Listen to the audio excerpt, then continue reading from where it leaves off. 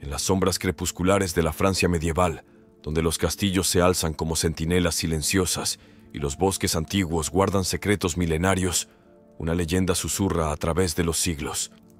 Es una historia que resuena en las piedras de aldeas dormidas y danza en las llamas de las chimeneas campesinas. Prepárate para adentrarte en un mundo donde el velo entre lo natural y lo sobrenatural es tenue como la niebla matutina, donde criaturas mágicas acechan en las sombras y donde el destino de un reino entero puede descansar en las manos de una joven valiente.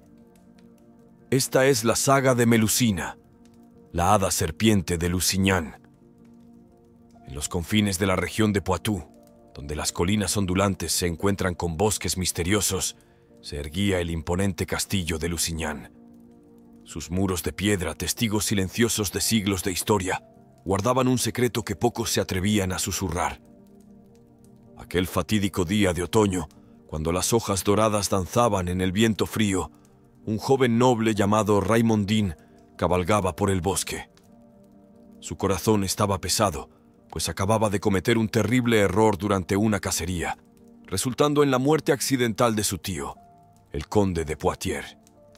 Atormentado por la culpa y el miedo, Raimondín vagó sin rumbo hasta que el crepúsculo tiñó el cielo de tonos carmesí. Fue entonces que la vio. Junto a una fuente cristalina conocida por los locales como la Fuente de la Sed, estaba una doncella de belleza incomparable. Sus largos cabellos dorados caían como un río de oro líquido y sus ojos brillaban con una sabiduría antigua. Se presentó como Melusina y su voz era como música para los oídos de Raimondín. Encantado e intrigado, Raimondín se acercó. Melusina, con una sonrisa enigmática, le ofreció una propuesta. Ella lo ayudaría a superar su desgracia y a fundar una poderosa linaje, pero a cambio, él debía prometer nunca buscarla los sábados. Deslumbrado por su belleza y desesperado por redención, Raimondín aceptó sin dudar. En los años que siguieron, la promesa de Melusina se cumplió más allá de las expectativas más salvajes de Raimondín. El castillo de Lusignan prosperó, sus tierras florecieron y su influencia se extendió por toda la región. Melusina dio a luz a 10 hijos, cada uno destinado a grandes hazañas. Pero la felicidad de Raimondín estaba manchada por una sombra de duda. Cada sábado, Melusina desaparecía, encerrándose en sus aposentos privados. Los susurros de los sirvientes y las especulaciones de la corte alimentaban la curiosidad y los celos de Raimondín. Una noche fatídica, consumido por la sospecha, Raimondín cedió a la tentación. Con el corazón acelerado y las manos temblorosas, espió a través del ojo de la cerradura de la habitación de Melusina. Lo que vio congeló su sangre en las venas. Allí, bañándose en una gran tina, estaba Melusina. Pero de la cintura para abajo, donde deberían estar sus piernas, había una larga y sinuosa cola de serpiente, cubierta de escamas iridiscentes que brillaban a la luz de las velas. Un grito involuntario escapó de los labios de Raimondín, delatando su presencia. Los ojos de Melusina, llenos de dolor y traición, encontraron los suyos a través de la puerta. En ese momento, el destino de ambos quedó sellado. Con un lamento que resonó por los corredores del castillo, Melusina se transformó completamente en una serpiente alada. Sus alas, majestuosas y terribles, batieron con fuerza suficiente para hacer temblar las paredes.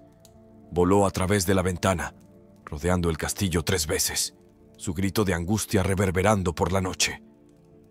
Raimondín, devastado por su propia debilidad y la pérdida de su gran amor, cayó de rodillas, implorando perdón. Pero era demasiado tarde. Melusina había partido, condenada por su naturaleza dual y la ruptura de la confianza. Dice la leyenda que Melusina no abandonó completamente Lusignan. En las noches de luna llena, se dice que se puede escuchar su lamento resonando en las murallas del castillo. Algunos afirman haberla visto, una figura etérea sobrevolando las torres, velando por sus descendientes. Los hijos de Melusina y Raimondín crecieron para convertirse en grandes líderes y guerreros, extendiendo la linaje de Lusignan por toda Europa. Pero cada uno llevaba una marca de su herencia sobrenatural. Un ojo más grande que el otro, un diente prominente u otra característica peculiar que recordaba su origen mágico. El castillo de Lusignan permaneció como un símbolo de poder y misterio durante siglos. Incluso cuando sus piedras comenzaron a desgastarse y sus torres a derrumbarse, la leyenda de Melusina persistió. Los campesinos juraban que, en las horas más oscuras, cuando el peligro amenazaba la región, la hada serpiente regresaba para proteger a su pueblo. La historia de Melusina se extendió más allá de las fronteras de Poitou, inspirando cuentos y leyendas por toda Francia y más allá. Se convirtió en un símbolo de la dualidad de la naturaleza humana, de la tensión entre lo mundano y lo mágico, y del precio de traicionar la confianza. Hasta el día de hoy, en las noches silenciosas cuando la niebla se levanta de los campos de Poitou, los habitantes locales juran escuchar el susurro de alas y un lamento distante. Es Melusina, dicen, aún buscando el hogar y el amor que perdió, un recordatorio eterno del poder del folclore francés y de las consecuencias de romper promesas sagradas. La leyenda de Melusina continúa fascinando e intrigando, un testimonio de la rica tradición folclórica de Francia. Nos recuerda que en las profundidades de nuestras historias más antiguas residen verdades sobre amor, lealtad y la naturaleza compleja de la humanidad. En cada cuento recontado, en cada susurro en las sombras de un castillo en ruinas, Melusina vive, una guardiana eterna del misterio y la magia que impregnan el corazón del folclore francés. Mientras dejamos atrás las sombras encantadas y las historias de amores y traiciones de la Francia medieval, nuestro viaje nos lleva por caminos que cruzan el tiempo y el espacio, conectando continentes y eras. La transición suave de las aguas misteriosas de Melusina nos transporta a las profundidades heladas del norte. Aquí, el escenario cambia drásticamente, pero el tema de la lucha eterna entre fuerzas más allá de nuestro entendimiento permanece. Los antiguos bosques y castillos de Lusignan dan paso al vasto e implacable invierno escandinavo, donde el manto de nieve oculta secretos tan antiguos como los propios dioses. Nuestra mirada ahora se vuelve hacia el panteón nórdico, un mundo donde dioses poderosos y criaturas míticas narran historias de valor, destino y, inevitablemente, traición. Así, entramos en el reino de Baldur, el dios nórdico cuya saga no solo define el carácter de su pueblo, sino que también anuncia el crepúsculo de una era entera. En las profundidades heladas del norte, donde el viento aúlla secretos antiguos y las auroras boreales danzan en el cielo nocturno, yace una historia tan antigua como las propias montañas. Un cuento de valor, traición y destino ineludible, tejido en las fibras del propio universo. Prepárate para adentrarte en el reino de los dioses nórdicos, donde el poder divino y la fragilidad mortal se entrelazan en una danza mortal. Esta es la historia de Baldur, el brillante, y el inicio del fin de los tiempos. En los salones dorados de Asgard, morada de los dioses, la alegría y la festividad reinaban supremas. En el centro de toda la celebración estaba Baldur, el hijo amado de Odín y Frigg, radiante en su belleza y bondad. Su mera presencia iluminaba los corredores celestiales, trayendo sonrisas a los rostros de dioses y diosas. Sin embargo, en las sombras de los pilares ornamentados, un par de ojos verdes observaba la escena con un brillo malicioso. Loki, el dios de la trampa, sentía la amargura de la envidia corroer su corazón. ¿Por qué Baldur, tan perfecto y adorado, merecía tal adoración? La semilla de la discordia fue plantada, y el destino de Asgard sellado en ese momento. Noches inquietas atormentaban a Frigg, la madre de Baldur. Visiones sombrías de su hijo amado, pálido y sin vida, acechaban sus sueños. Decidida a proteger a su hijo, recorrió los 9 mundos, exigiendo juramentos de cada criatura, planta y elemento para nunca herir a Baldur. Desde las majestuosas montañas hasta los granos de arena más ínfimos, todos juraron proteger al dios radiante. Con el corazón más ligero, Frigg regresó a Asgard, segura de que había asegurado la inmortalidad de su hijo. Los dioses, en su alegría renovada, transformaron la invulnerabilidad de Baldur en un juego. Lanzas eran arrojadas, piedras lanzadas, e incluso los rayos de Thor rebotaban inofensivamente del cuerpo del dios dorado. Pero en las sombras, Loki observaba. Su mente astuta trabajaba sin cesar, buscando una falla en el manto de protección tejido por Frigg. Con astucia digna de su reputación, el tramposo asumió la forma de una anciana criada y se acercó a la reina de los dioses. «Mi señora», dijo con voz temblorosa, «qué maravilla ver a nuestro amado Baldur tan protegido. Seguramente no hay nada en todos los 9 mundos que pueda herirlo ahora». Frigg, en su alegría maternal, bajó la guardia por un momento. «De hecho, buena mujer. Cada criatura y objeto juró no causar daño a mi hijo. Solo el humilde muérdago fue eximido, tan pequeño e inofensivo que no vi necesidad de su juramento». Los ojos de Loki brillaron con triunfo mal disimulado. Agradeciendo a la reina, se retiró rápidamente, su disfraz deshaciéndose en cuanto estuvo fuera de vista. Con prisa febril, el dios de la trampa buscó el muérdago, moldeándolo en una flecha delicada pero mortal. Regresando al salón de los dioses, Loki encontró la festividad en pleno apogeo. Los inmortales reían y jugaban, lanzando objetos contra Baldur, maravillados con su invulnerabilidad. En un rincón, vio a Hoder, el hermano ciego de Baldur, apartado de las celebraciones. Con falsa compasión, Loki se acercó.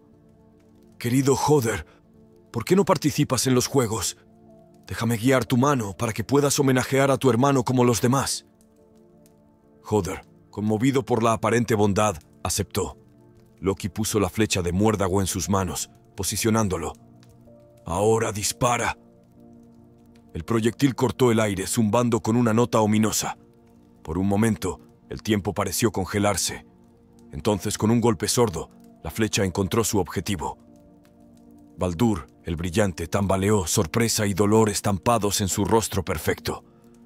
Un silencio atónito cayó sobre el salón, mientras el dios dorado se desplomaba, la vida escapando de sus ojos. El grito de angustia de Frigg resonó por los corredores de Asgard, un sonido tan punzante que hizo temblar las propias raíces de Yggdrasil, el árbol del mundo. Odín, el padre de todos, se levantó de su trono, su único ojo ardiendo con una mezcla de dolor y furia. Los dioses, atónitos, rodearon el cuerpo caído de Baldur. Intentos frenéticos de curación y resurrección resultaron inútiles. La muerte, tan largamente mantenida a distancia, había finalmente reclamado al más amado de los Aesir.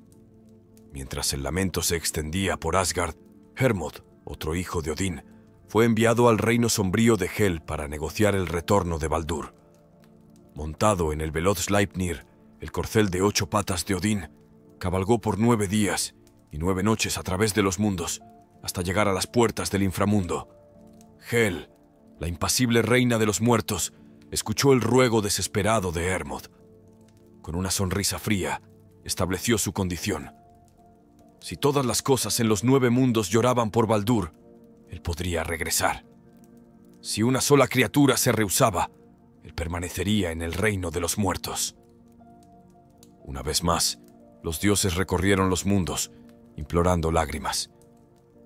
Hombres y mujeres, animales y plantas, incluso las rocas y metales lloraron por el dios caído. La esperanza crecía con cada lágrima derramada. Sin embargo, en una cueva distante, encontraron a una anciana gigante llamada Tok. Con ojos duros como piedras, ella se negó a llorar. «Que Hel mantenga lo que tiene», fueron sus palabras frías. Desconocido para los demás, Tok no era sino Loki disfrazado, completando su obra de destrucción. Con esta única negativa, el destino de Baldur fue sellado, condenado a permanecer en el reino de los muertos hasta el Ragnarok, el crepúsculo de los dioses. La pérdida de Baldur marcó el inicio del fin para los dioses nórdicos. La luz se fue de Asgard, y el invierno del mundo, el Fimbulwinter, comenzó a acercarse.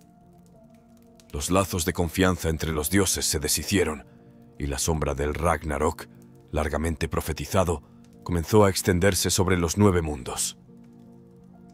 Loki, eventualmente descubierto como el arquitecto de esta tragedia, fue cazado y castigado por los dioses enfurecidos. atado con las entrañas de su propio hijo, condenado a sufrir el veneno de una serpiente goteando eternamente en su rostro. El dios tramposo esperaría el Ragnarok, cuando se liberaría para liderar las fuerzas del caos contra Asgard.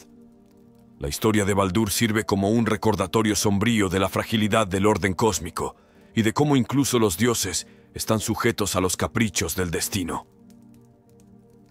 En las largas noches de invierno, los pueblos nórdicos contaban esta historia, un presagio del fin de los tiempos que vendría, cuando el lobo Fenrir devoraría el sol y el mundo sería consumido en fuego y hielo. Mientras la historia de Baldur resuena por las heladas tierras nórdicas, recordándonos la fragilidad del cosmos y los caprichos del destino, volvemos nuestra mirada hacia un nuevo misterio. Así como las leyendas de los dioses nórdicos fueron transmitidas de generación en generación, los secretos de los bosques del noroeste americano tienen su propio guardián mítico. Bajo el manto de la noche estrellada, el campamento de Jake Hawkins servía de emoción. Veterano cazador y guía, Jake había reunido un grupo ecléctico de aventureros, científicos y curiosos, todos unidos por un objetivo común: desentrañar el misterio del Palle Grande. Las llamas de la fogata danzaban, proyectando sombras inquietas en los árboles circundantes, mientras los participantes compartían historias y teorías sobre la criatura legendaria. Así, de dioses nórdicos a leyendas americanas, nuestra búsqueda por lo desconocido continúa, siempre persiguiendo el próximo misterio que se esconde en la oscuridad. Entre ellos estaba la doctora Sarah Collins, renombrada antropóloga, cuyos ojos brillaban con una mezcla de escepticismo científico y curiosidad incontenible. A su lado, Bob Thompson, un leñador local de hombros anchos, narraba con voz grave los encuentros que había tenido con la criatura a lo largo de los años. Cada palabra suya era absorbida por los oyentes ávidos, especialmente por Tim, un joven fotógrafo en busca de la foto que cambiaría su carrera. Cuando el primer rayo de sol rompió el horizonte, el grupo ya estaba en movimiento. Jake lideraba la expedición con pasos firmes, sus ojos experimentados escudriñando el terreno en busca de señales. El bosque parecía despertar a su alrededor, el rocío centelleando en las hojas como diamantes efímeros. Horas pasaron sin ninguna señal concreta, solo algunas huellas ambiguas y ramas rotas que podrían ser obra de cualquier animal grande. La frustración comenzaba a instalarse en el grupo cuando, de repente, un rugido profundo y gutural resonó por el bosque, haciéndolos congelar en el lugar. El silencio que siguió fue ensordecedor. Incluso los pájaros parecían haberse enmudecido. Jake levantó la mano, señalando para que todos permanecieran inmóviles. Sus ojos escudriñaban frenéticamente la vegetación densa, buscando el origen del sonido. Fue entonces cuando Tim, el joven fotógrafo, avistó un movimiento en el borde de su visión. Instintivamente levantó su cámara y disparó una secuencia de fotos. El flash iluminó momentáneamente el claro, revelando por un instante fugaz una figura imponente y peluda. El caos se instaló. Gritos de sorpresa y miedo se mezclaron con el sonido de ramas rompiéndose y piedras rodando. La criatura, asustada por el flash, se movió con una velocidad sorprendente para su tamaño, desapareciendo en la espesura antes de que cualquiera pudiera tener una visión clara. Jake, manteniendo la calma, organizó rápidamente una búsqueda. Dividió al grupo en parejas, instruyéndoles a permanecer cerca y en contacto constante vía radio. La doctora Collins, con su entrenamiento científico, comenzó inmediatamente a recoger muestras de pelos y a hacer moldes de las huellas encontradas. Las horas siguientes fueron de intensa actividad. Cada sonido, cada movimiento en las sombras, hacía latir los corazones con fuerza. Bob, el leñador, juraba que podía sentir los ojos de la criatura observándolos, escondida en algún lugar más allá de su visión. A medida que el día avanzaba, la excitación inicial daba paso a una tensión palpable. Las búsquedas no revelaban nada más allá de evidencias circunstanciales, y las fotos de Tim, cuando fueron reveladas, mostraban solo una mancha oscura y desenfocada, intrigante, pero lejos de ser concluyente. Cuando el sol comenzó a ponerse, Jake tomó la difícil decisión de cerrar la búsqueda por ese día. La seguridad del grupo era primordial, y navegar por el bosque de noche sería temerario. Reluctantes, pero exhaustos, regresaron al campamento. Alrededor de la fogata esa noche, el grupo debatía acaloradamente. Las opiniones se dividían. Algunos estaban convencidos de que habían encontrado prueba definitiva de la existencia del Pie Grande, mientras que otros buscaban explicaciones más racionales para los eventos del día. La doctora Collins, analizando las muestras recogidas, mantenía una postura cautelosa. «Necesitamos más datos», insistía, «antes de poder sacar cualquier conclusión definitiva». Jake, por su parte, permanecía pensativo.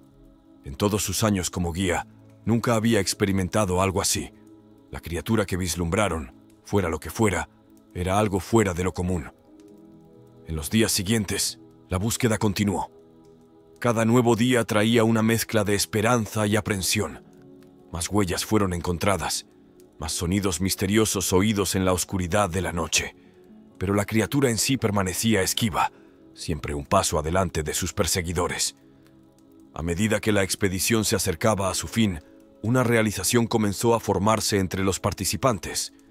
Quizás el verdadero valor de su jornada no residía en la captura o en la prueba definitiva de la existencia del Pie Grande. Quizás residía en la propia búsqueda, en el misterio que los unió y los llevó a explorar no solo el bosque, sino los límites de sus propias creencias y escepticismos. En la última noche en el campamento, mientras las estrellas brillaban sobre las copas de los árboles, Jake compartió un pensamiento que resonó con todos. Tal vez el Pie Grande, sea real o no, nos recuerde algo importante, que aún existen misterios en este mundo, que la naturaleza aún guarda secretos que nos escapan, y que hay valor en buscar lo desconocido, incluso si nunca lo alcanzamos completamente. Mientras los miembros del grupo de Jake Hawkins se alejaban del bosque americano, llevando consigo los recuerdos y la admiración por lo desconocido, la jornada de la humanidad por historias y misterios continúa. Cada uno, en su propio tiempo y lugar, busca entender los enigmas que el mundo ofrece, siempre con los ojos y corazones abiertos a lo que aún está por descubrir. En las tierras ancestrales de China, donde el cielo y la tierra se encuentran en armonía, una historia milenaria resuena a través de las eras, así como los secretos de los bosques del noroeste americano alimentan nuestra imaginación. El cuento de Chang'e, la diosa de la luna, trasciende el tiempo, capturando la esencia del amor y el sacrificio que resuenan en todas las culturas. En las noches de otoño, cuando la luna brilla en su plenitud, los ojos se vuelven hacia el cielo, buscando vislumbrar la silueta de una diosa solitaria.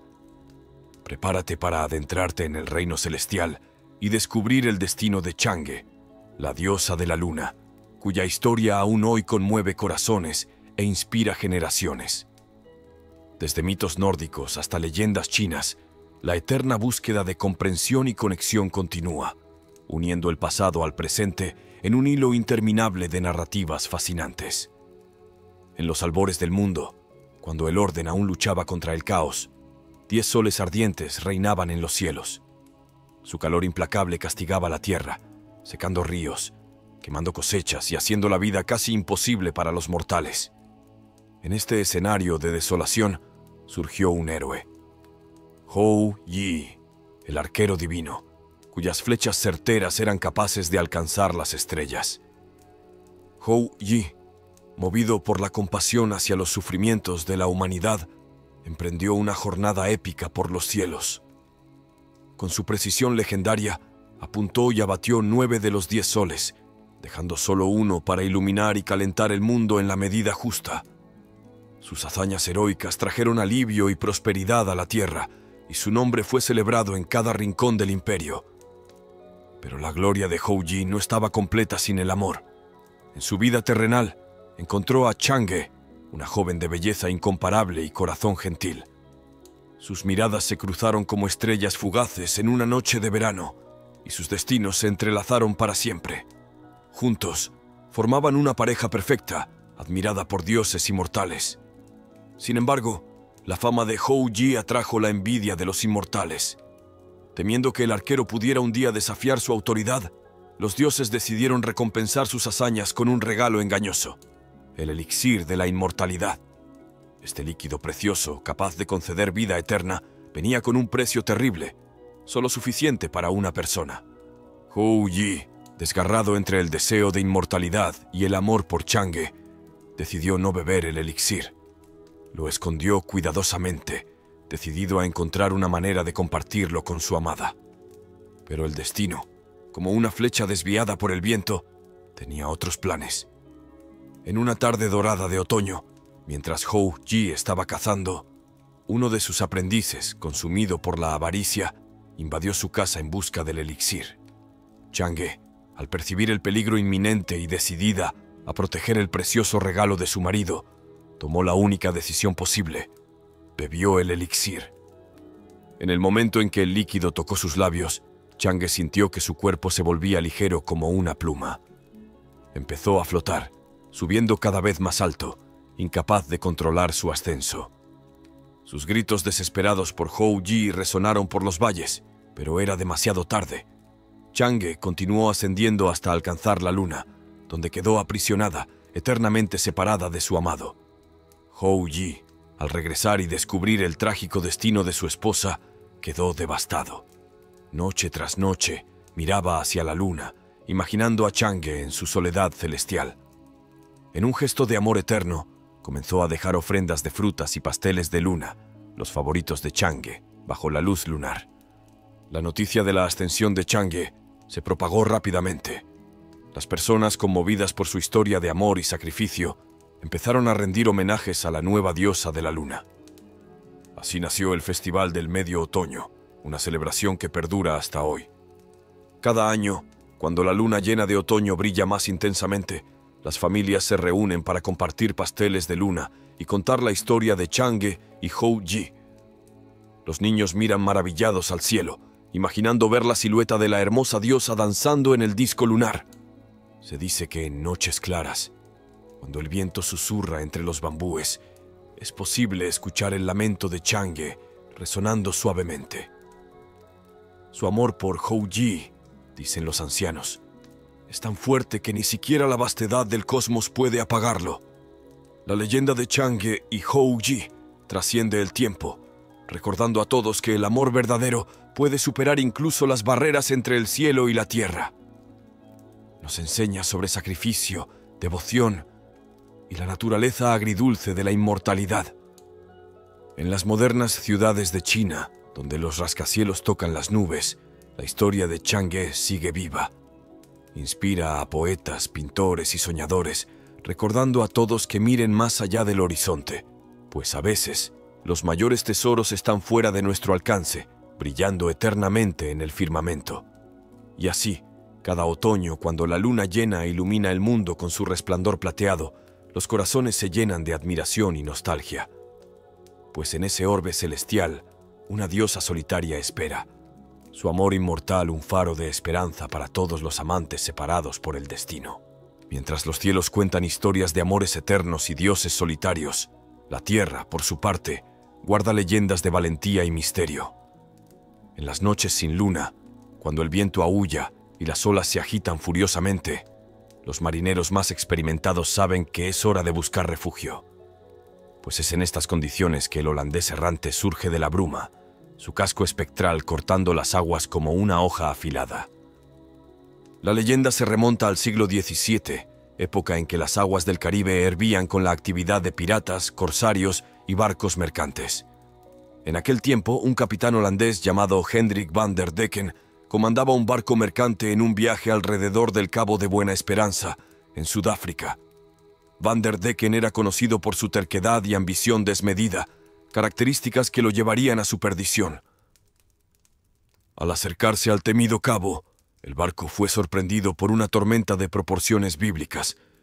Los vientos aullaban como almas atormentadas y las olas se alzaban cual montañas líquidas, amenazando con engullir la embarcación en cualquier momento. La tripulación, aterrorizada, imploró al capitán que buscara refugio, pero Van der Decken, en su arrogancia, se negó a cambiar el rumbo. Mientras el barco luchaba contra los elementos enfurecidos, los marineros comenzaron a murmurar que era Viernes Santo, un día en que ningún barco debería estar en el mar. Van der Decken, en un arrebato de furia, Gritó a los cielos que ni Dios ni el diablo le impedirían cruzar el cabo, aunque tuviera que navegar hasta el día del juicio final. En ese momento fatídico, según cuentan los relatos, una figura etérea se materializó en la cubierta del barco. Algunos dicen que era un ángel enviado por los cielos, otros juran que era el mismo diablo, venido a cobrar el alma del capitán blasfemo.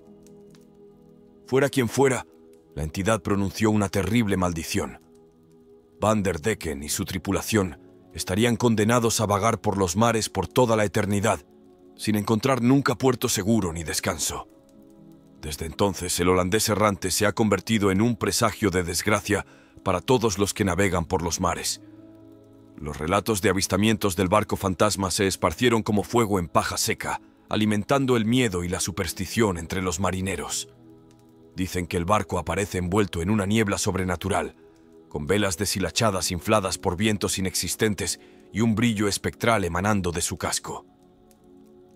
La leyenda del holandés errante trascendió las fronteras del Caribe, extendiéndose por todos los océanos del mundo. Se convirtió en parte integral del folclore marítimo, inspirando innumerables historias, obras de arte e incluso óperas. El famoso compositor Richard Wagner inmortalizó la leyenda en su ópera Der Fliegende Holländer, el holandés errante, llevando el mito a los salones de la alta cultura europea. En los siglos que siguieron, la leyenda del holandés errante continuó fascinando y aterrorizando en igual medida. Marineros de todas las nacionalidades relataron encuentros con el barco fantasma, muchas veces precediendo tragedias marítimas. Uno de los relatos más famosos ocurrió en 1881, cuando el futuro rey Jorge V del Reino Unido, entonces un joven oficial naval, afirmó haber avistado el holandés errante cerca de la costa de Australia. Con el paso del tiempo, la leyenda del holandés errante se fue entrelazando con otras historias de barcos fantasmas y tesoros perdidos que pueblan el imaginario del Caribe. La región, con su rica historia de piratería y exploración, se convirtió en un caldero de mitos y leyendas, donde realidad y fantasía se mezclan de forma indisoluble. En las islas del Caribe, historias sobre el holandés errante se cuentan alrededor de las fogatas, mezclándose con cuentos de piratas legendarios como Barba Negra y sus tesoros escondidos. Se dice que en noches de tormenta, cuando los relámpagos iluminan el cielo y el trueno sacude las ventanas, es posible escuchar el lamento de la tripulación maldita resonando sobre las olas. La leyenda cobró nueva vida en el siglo XXI, con la popular franquicia de películas Piratas del Caribe, que presentó su propia versión del holandés errante. Aunque romantizada y adaptada para el entretenimiento moderno, la representación cinematográfica ayudó a mantener vivo el fascinante interés por la leyenda entre las nuevas generaciones. Hoy, el holandés errante sigue siendo un símbolo poderoso del misterio y el peligro que el mar representa. En lugares como la isla de San Andrés, en el Caribe colombiano, atracciones turísticas como el parque temático Cueva de Morgan capitalizan el interés duradero en las leyendas piratas, ofreciendo a los visitantes una experiencia inmersiva en el mundo de los bucaneros y barcos fantasmas. A pesar del avance de la ciencia y la tecnología, que desmitificaron muchos de los fenómenos antes atribuidos a lo sobrenatural, la leyenda del holandés errante persiste. Tal vez sea porque, en el fondo, toca algo fundamental de la experiencia humana: el miedo a lo desconocido, la fascinación por lo sobrenatural y las terribles consecuencias de la arrogancia. Mientras haya mares para navegar e historias para contar, el holandés errante seguirá vagando en las fronteras entre lo real y lo imaginario, un recordatorio eterno de los peligros del mar y del precio de la arrogancia humana ante las fuerzas de la naturaleza. Y así, del vasto océano y sus historias de misterio y horror, viajamos a tierra firme, donde en las brumas del tiempo, la realidad se mezcla con el mito. Reposa una historia que resuena a través de los siglos. Un reino perdido, un rey legendario y una espada mágica que decide el destino de una nación. Susurros de caballeros nobles y poderosos hechiceros impregnan los salones de piedra de un castillo olvidado hace mucho tiempo. En Camelot, donde el honor y la magia bailan en perfecta armonía, nació una leyenda que moldeó el corazón de Bretaña para siempre. Prepárate para adentrarte en un mundo donde lo extraordinario es cotidiano y el destino de un reino descansa en la hoja de una espada legendaria. En las tierras salvajes de la antigua Bretaña, donde el viento aullaba a través de las colinas verdes y las sombras danzaban en los bosques ancestrales, nació un niño destinado a cambiar el curso de la historia. Arturo, hijo de Uther Pendragon, vino al mundo en medio de un torbellino de intrigas y peligro. Para proteger al heredero del trono, el sabio mago Merlín lo entregó al cuidado de Sir Héctor, un noble caballero que lo crió como a su propio hijo. Los años pasaron rápidamente, y Arturo creció sin conocer su verdadera identidad. Se convirtió en un joven fuerte y virtuoso, entrenado en las artes de la caballería y la nobleza. Mientras tanto, el reino de Bretaña se sumía en el caos tras la muerte de Uther, con señores de la guerra luchando por el control del trono vacío. Fue en ese momento de oscuridad que Merlín reveló su plan. Una espada mágica, Excalibur, fue clavada en una piedra con una inscripción: quien logre sacar esta espada de esta piedra, y Yunque es el legítimo rey de toda Inglaterra. Muchos lo intentaron, pero ninguno pudo mover la hoja. Una mañana de invierno, cuando la escarcha cubría los campos como un manto plateado, el joven Arturo, sin conocer el desafío, buscaba una espada para su hermano adoptivo, Sir Kay. Al encontrarse con Excalibur, la sacó de la piedra con facilidad, sin comprender el significado de su acto. Todo el reino se alborotó, y Arturo, perplejo, fue proclamado rey. Pero la ascensión de Arturo al trono no fue sin desafíos. Muchos lores cuestionaron la legitimidad de un rey tan joven e inexperto. Fue entonces que Merlín, con su sabiduría ancestral, aconsejó a Arturo unir el reino a través de una nueva orden de caballería. Así nació la legendaria Mesa Redonda, donde todos los caballeros se sentarían como iguales, simbolizando la unidad y la justicia que Arturo anhelaba para su reino. Con el paso de los años, la fama de Camelot creció. Caballeros de todas partes de Bretaña y más allá vinieron para unirse a la corte de Arturo. Entre ellos estaba Sir Lancelot, el más hábil y noble de todos los caballeros. Su lealtad a Arturo era incuestionable, pero su corazón guardaba un secreto que amenazaría el propio fundamento del reino. La reina Ginebra, esposa de Arturo, era conocida por su belleza y bondad. Gobernaba junto al rey con gracia y sabiduría. Sin embargo, un amor prohibido comenzó a florecer entre ella y Lancelot, plantando las semillas de la destrucción en el corazón de Camelot. Mientras tanto, Arturo lideraba a sus caballeros en numerosas aventuras y batallas. Enfrentaron monstruos terribles, rescataron doncellas en peligro y buscaron el legendario Santo Grial. Cada misión fortalecía los lazos entre los caballeros y aumentaba la gloria de Camelot. Pero no todo eran victorias y celebraciones. En la sombra del trono, Morgana, la media hermana de Arturo, tramaba su caída. Versada en las artes de la magia negra, veía el reinado de Arturo como una amenaza al antiguo modo de vida pagano. Sus planes eran tan intrincados como peligrosos, y no dudaba en usar todos los medios para alcanzar sus objetivos. El reino de Arturo enfrentó muchas amenazas externas, desde invasores sajones hasta reyes rivales que codiciaban sus tierras. En cada batalla, Excalibur brillaba como un faro de esperanza, su hoja cortando a través de las filas enemigas como si fueran de papel. La valentía de Arturo y la lealtad de sus caballeros parecían invencibles. Sin embargo, la mayor amenaza a Camelot vendría desde dentro. El amor secreto entre Lancelot y Ginebra no pudo permanecer oculto para siempre. Cuando la verdad salió a la luz, el corazón de Arturo se rompió y la unidad de la Mesa Redonda se vio irremediablemente sacudida. Caballeros que antes eran hermanos de armas ahora se veían divididos, algunos apoyando a Lancelot, otros permaneciendo leales a Arturo. La tragedia se desarrolló rápidamente.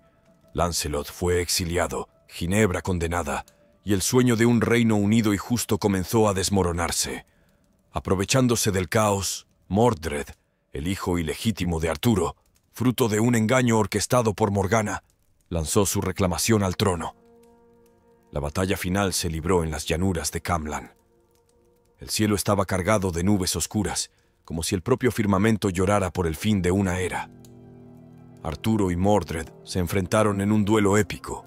sus espadas resonando como truenos a través del campo de batalla. Al final, ambos cayeron, mortalmente heridos. Mientras la vida se escapaba de Arturo, ordenó a Sir Bedivere, su último caballero leal, devolver Excalibur a la Dama del Lago.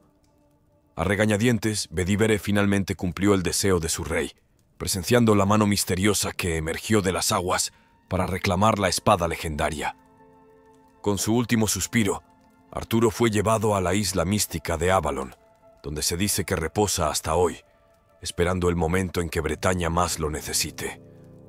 La leyenda del rey Arturo, los caballeros de la Mesa Redonda y Camelot, permanece viva, un recordatorio eterno de los ideales de honor, justicia y nobleza que, incluso ante la tragedia, continúan inspirando corazones y mentes a través de los siglos.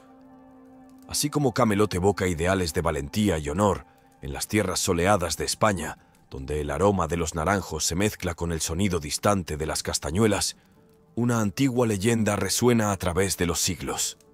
En Teruel, una ciudad de la región de Aragón, una historia de amor trasciende la misma muerte, rivalizando con los romances más célebres de la literatura mundial. Dos amantes, separados por el destino y reunidos por la eternidad, dejaron su huella indeleble en la memoria colectiva española. Prepárate para adentrarte en un mundo donde la pasión desafía al tiempo y el amor verdadero demuestra ser más fuerte que la propia muerte. En el corazón de la España medieval, en la ciudad de Teruel, se desarrolló una historia de amor tan intensa y trágica que permanece viva en el folclore español hasta nuestros días. Conocida como Los Amantes de Teruel, esta leyenda se remonta al siglo III y narra el romance prohibido entre Isabel de Segura y Juan Diego de Marcilla, dos jóvenes de clases sociales distintas, cuyo amor fue impedido por las convenciones de la época.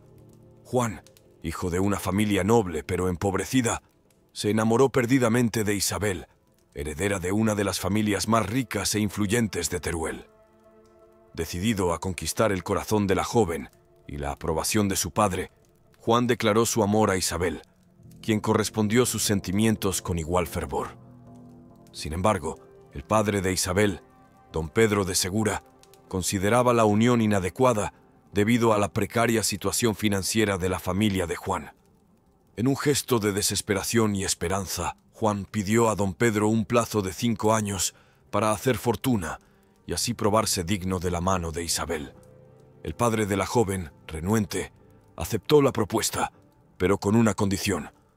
Si Juan no regresaba en el plazo estipulado, Isabel estaría libre para casarse con otro pretendiente. Con el corazón pesado, pero lleno de determinación, Juan partió de Teruel en busca de gloria y riquezas. Viajó a tierras lejanas, enfrentando peligros innombrables y pruebas extremas. Participó en batallas contra los moros, demostrando valentía y habilidad excepcionales.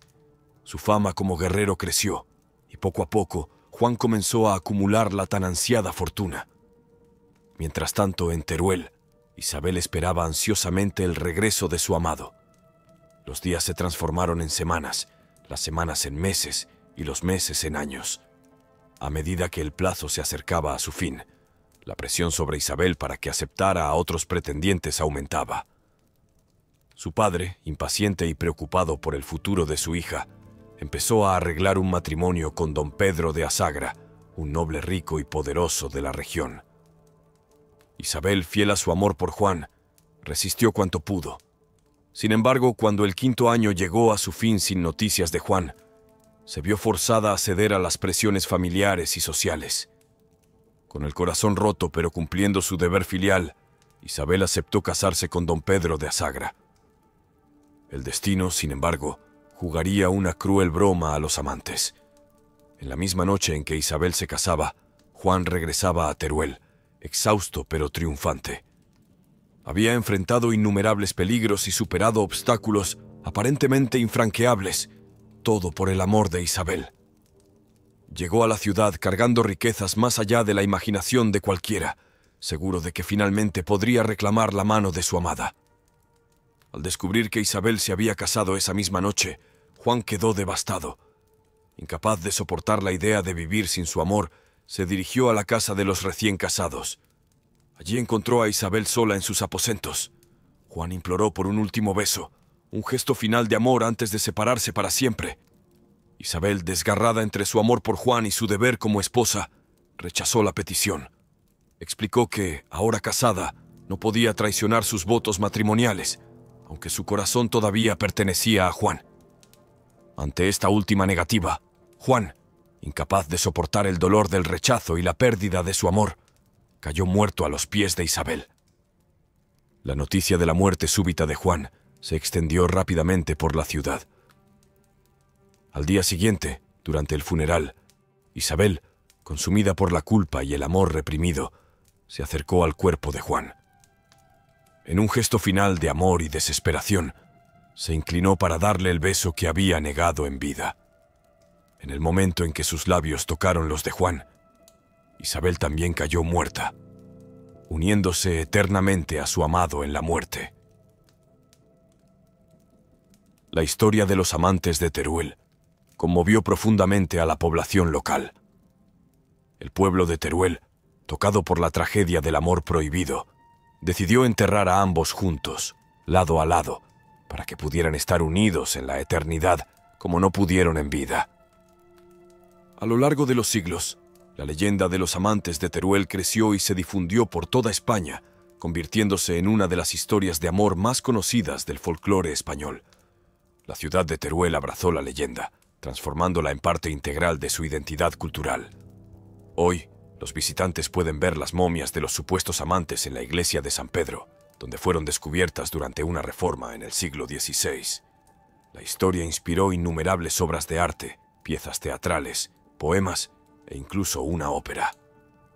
El romance trágico de Isabel y Juan se convirtió en un símbolo del amor verdadero y eterno, capaz de trascender las barreras sociales y hasta la misma muerte. La leyenda de los amantes de Teruel sigue cautivando corazones y mentes, no solo en España, sino en todo el mundo. Nos recuerda que el amor verdadero, aunque a veces trágico, tiene el poder de dejar una marca indeleble en la historia y en la memoria colectiva de un pueblo. En Teruel, cada año se celebra el Día de los Enamorados en febrero, recreando la historia de Isabel y Juan y reafirmando el poder eterno del amor. Mientras la celebración del amor eterno se desarrolla en Teruel, en las profundidades del tiempo, donde el velo entre lo divino y lo mortal se vuelve tenue, yace una saga de proporciones cósmicas. Un conflicto eterno entre luz y sombra, bien y mal, que resuena a través de las eras. En el corazón del antiguo Irán, dioses y demonios libran una batalla épica por el destino de la creación. Ahura Mazda, el señor de la sabiduría, enfrenta a su archienemigo Angra Mainyu, el espíritu de la destrucción. En este escenario celestial, héroes mortales se alzan para defender el orden contra el caos, mientras fuerzas primordiales moldean el destino del mundo. Prepárate para adentrarte en un reino donde la propia existencia está en juego. En el amanecer de los tiempos, cuando las estrellas aún eran jóvenes y la tierra recién formada, Ahura Mazda, el señor de la sabiduría y la luz, contemplaba su creación con orgullo. Había tejido el universo con cuidado, infundiéndolo con orden y belleza. Pero en las sombras más allá de la luz, acechaba Angra Mainyu, el espíritu de la destrucción, ardiendo de envidia y odio por la obra de Ahura Mazda. Decidido a corromper la perfección de la creación, Angra Mainyu se lanzó contra el mundo con toda su furia. Donde Ahura Mazda había creado vida, Angra Mainyu sembró muerte. Donde había luz, él esparció tinieblas. El conflicto cósmico entre estos dos seres primordiales dio inicio a una guerra que perduraría por milenios. Ahura Mazda, en su infinita sabiduría, sabía que no podría enfrentar a Angra Mainyu solo. Convocó a los Amesha Espentas, 6 espíritus inmortales que personificaban virtudes divinas.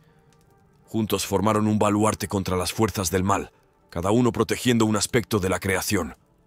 Entre los mortales, héroes se alzaron para defender el orden de Ahura Mazda. El más notable de ellos fue Zaratustra, un profeta cuya visión cambiaría el curso de la historia. Nacido en una época de oscuridad, cuando los seguidores de Angra Mainyu esparcían el caos, Zaratustra recibió una revelación divina. Una mañana de primavera, cuando el sol nacía sobre las montañas de Irán, Zaratustra caminó hasta un río cristalino para realizar sus abluciones matutinas. De repente, una luz brillante descendió de los cielos, y ante él apareció Bohu Maná, el buen pensamiento, uno de los Ameshas Pentas. Bohu Maná condujo al joven profeta a la presencia de Ahura Mazda. Ante el esplendor divino, Zaratustra tembló, pero Ahura Mazda lo calmó con palabras de sabiduría. «Hijo mío», dijo el dios, «has sido elegido para llevar mi mensaje a los mortales.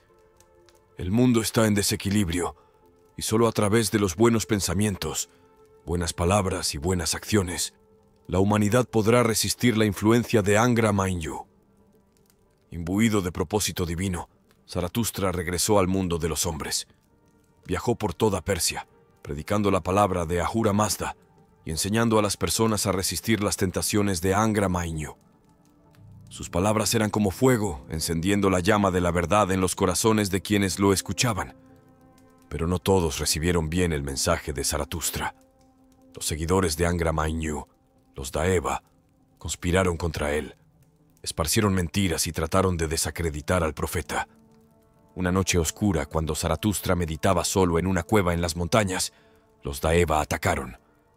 La batalla que siguió fue épica. Zaratustra, armado solo con su fe y un bastón, enfrentó hordas de demonios. El aire crepitaba con energía mágica mientras el profeta invocaba el poder de Ahura Mazda. Durante 3 días y 3 noches, la lucha continuó, hasta que finalmente, exhausto pero victorioso, Zaratustra emergió de la cueva. Esta victoria inspiró a muchos a seguir el camino de Ahura Mazda, pero la guerra contra Angra Mainyu estaba lejos de terminar. A lo largo de los siglos, héroes y villanos surgieron, cada uno desempeñando su papel en el gran drama cósmico. Uno de esos héroes fue Jamshid, un rey legendario bendecido por Ahura Mazda. Bajo su reinado, Persia conoció una era dorada. Jamshid poseía un cáliz mágico, el Jam-e-Jam, a través del cual podía observar los 7 rincones del mundo. Con esta sabiduría, trajo prosperidad y paz a su pueblo. Sin embargo, el poder de Jamshid eventualmente lo corrompió. Comenzó a creer que era igual a los dioses, olvidando que su fuerza provenía de Ahura Mazda. Aprovechándose de esta debilidad, Angra Mainyu envió al terrible demonio Sahak para destruir el reino de Jamshid. Sahak era una criatura horrenda, con 2 serpientes creciendo de sus hombros. Estas serpientes exigían cerebros humanos como alimento, esparciendo terror por toda la tierra. El reinado de terror de Sahak duró 1000 años, durante los cuales la oscuridad parecía haber triunfado sobre la luz. Pero incluso en las horas más oscuras, la esperanza persistía. Un joven héroe llamado Fereidun, descendiente de Jamshid y favorito de Ahura Mazda, se levantó contra Sahak. Armado con una maza en forma de cabeza de toro, forjada por herreros celestiales, Fereidun enfrentó al tirano demoníaco. La batalla entre Fereidun y Sahak sacudió los propios cimientos de la tierra. Las montañas temblaron, los ríos cambiaron de curso y el cielo se oscureció con nubes de tormenta. Al final, Fereidun prevaleció, pero no mató a Sahak. Siguiendo el consejo de Ahura Mazda, encadenó al demonio en el monte Damavand, donde permanece hasta hoy, su grito de agonía resonando en las profundidades de la montaña cada vez que hay un terremoto. La victoria de Fereidun trajo un período de paz, pero la lucha entre el bien y el mal continúa. Ahura Mazda y Angra Mainyu, luz y oscuridad, orden y caos, permanecen en equilibrio precario. Los seguidores de Zaratustra creen que al final de los tiempos, un Salvador nacerá de la descendencia del profeta. Este Salvador, conocido como Saoshyant, liderará las fuerzas del bien en la batalla final contra Angra Mainyu. Hasta entonces, cada alma tiene un papel que desempeñar en este gran drama cósmico. A través de buenos pensamientos, buenas palabras y buenas acciones, los mortales pueden fortalecer las fuerzas de Ahura Mazda. Cada acto de bondad, cada elección ética, cada gesto de compasión es una pequeña victoria en la guerra eterna contra las tinieblas. Y así como las almas en el antiguo Irán se empeñan en combatir el mal con actos de bondad, en las tierras verdes y misteriosas de Irlanda, donde la niebla danza sobre colinas antiguas y el viento susurra secretos de eras pasadas, una leyenda sombría resuena a través de los siglos. Entre las muchas criaturas que pueblan el rico folclore irlandés, una se destaca por su naturaleza enigmática y peligrosa: el puka. En las noches oscuras, cuando la luna se esconde detrás de las nubes y el aullido distante de los lobos eriza la piel, los habitantes de las aldeas cierran sus puertas y murmuran oraciones, temiendo la visita de este ser metamorfo. Prepárate para adentrarte en un mundo donde la realidad se mezcla con lo sobrenatural y donde el destino de un hombre puede cambiar con un solo encuentro en la oscuridad. En las profundidades del condado de Kerry, donde las montañas se encuentran con el mar y antiguos bosques guardan secretos milenarios, vivía un joven granjero llamado Seamus O'Brien. Conocido por su terquedad y escepticismo hacia las antiguas creencias, Seamus frecuentemente se burlaba de las historias contadas por los ancianos de la aldea sobre criaturas mágicas y espíritus de la naturaleza. Una noche particularmente oscura, cuando la cosecha se acercaba y la luna nueva convertía el cielo en un manto de oscuridad impenetrable, Seamus decidió desafiar las advertencias de los mayores. Decidido a probar que los cuentos sobre el puka no eran más que supersticiones tontas, se aventuró solo por los campos, llevando consigo solo una linterna y su obstinación como compañía. El viento aullaba entre los árboles, llevando consigo el aroma húmedo de la tierra y un presagio de peligro inminente. Seamus avanzaba, su corazón latiendo con fuerza en el pecho, mitad por excitación, mitad por un miedo que se negaba a admitir. Fue entonces cuando, en el silencio de la noche, escuchó el sonido de cascos acercándose. Girándose rápidamente, Seamus levantó su linterna, esperando ver algún caballo escapado de un establo cercano. Pero lo que sus ojos contemplaron hizo que su sangre se helara en las venas. Ante él estaba un magnífico corcel negro, su pelaje brillando con un lustre sobrenatural, ojos rojos como brasas ardientes fijos en el joven granjero. Sobre el lomo del animal, una figura sombría se erguía, su rostro oculto por sombras imposibles. «Buenas noches, joven Seamus». La figura habló con una voz que parecía venir de todos lados y de ningún lugar al mismo tiempo. «He oído que buscas probar que el puka no existe. Pues bien, aquí estoy». Seamus, temblando de pies a cabeza, intentó encontrar su voz. «Tú no puedes ser real», tartamudeó, su fanfarronería anterior completamente olvidada. El puka soltó una risa que resonó en la noche como un trueno distante. «Oh, pero soy tan real como el aire que respiras, joven tonto. Y ahora tendrás el privilegio de cabalgar conmigo esta noche». Antes de que Seamus pudiera reaccionar, se sintió levantado por una fuerza invisible y colocado sobre el lomo del caballo negro. El puka se lanzó a la noche, galopando a una velocidad imposible. Campos, bosques y montañas pasaban en un borrón, mientras Seamus se agarraba desesperadamente a la crin del animal sobrenatural. Durante la frenética cabalgata, el puka mostró a Seamus visiones de mundos más allá de la comprensión humana. El joven vislumbró los salones dorados del Side, donde las hadas danzaban en eterna alegría. Fue testigo de los antiguos campos de batalla, donde guerreros caídos aún luchaban sus guerras eternas. Vio los secretos ocultos bajo las colinas y las profundidades insondables de los lagos sagrados. Cuando el primer rayo de sol tocó el horizonte, el puka finalmente se detuvo. Seamus se encontró de vuelta en los campos de su granja, exhausto y transformado por la experiencia. El ser metamorfo, ahora en la forma de un hombre alto e imponente con rasgos de animal, se dirigió a él por última vez. «Recuerda esta noche, Seamus O'Brien. El mundo es más vasto y misterioso de lo que tu mente mortal puede comprender. Respeta las antiguas costumbres y honra a las criaturas que habitan las sombras, porque nosotros siempre estamos observando, siempre esperando para enseñar una lección a aquellos que osan desafiarnos». Con estas palabras, el puka desapareció en una niebla plateada, dejando atrás solo el eco de su risa sobrenatural. Seamus tambaleó de regreso a su casa, su mente llena de imágenes y experiencias que desafiaban la lógica. En los días que siguieron, se convirtió en un hombre cambiado. El joven escéptico ahora hablaba con reverencia sobre las antiguas tradiciones, advirtiendo a los más jóvenes sobre los peligros de desobedecer a las criaturas del otro mundo. La historia de Xiomuz y el Puka se extendió rápidamente por la región, convirtiéndose en parte del rico tapiz de leyendas que componen el folclore irlandés. En las noches oscuras, cuando el viento sopla fuerte y las sombras parecen cobrar vida, los habitantes de Kerry aún cuentan la historia del joven granjero que osó desafiar al Puka y vivió para contar la historia. Esta leyenda sirve como un recordatorio de la rica tradición folclórica de Irlanda, donde el mundo de los mortales y el reino de lo sobrenatural a menudo se entrelazan. El Puka, así como muchas otras criaturas del folclore irlandés, representa las fuerzas de la naturaleza y del destino, impredecibles y poderosas, que demandan respeto y precaución.